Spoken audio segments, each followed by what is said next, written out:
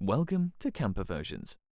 In this tutorial, we're going to show you how to operate the Eberspacher diesel heater. To set the temperature, hold the up and down arrows until the desired temperature is set. Then press the heat rising symbol button on the right.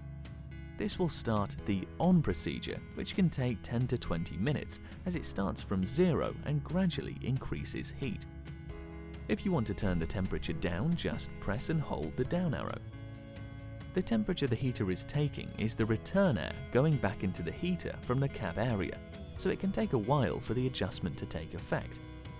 In colder times of the year, it'll be better to set the temperature lower than you might need and increase the temperature when necessary, rather than starting the unit and going straight to a high temperature.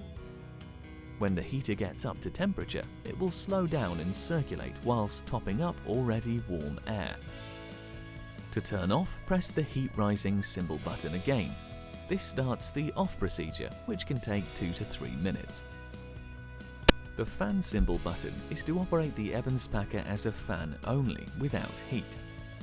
Always have the heater off whilst driving or refueling. Thanks for watching. Be sure to watch all our tutorials to discover just how easy a Camper Versions vehicle is to use.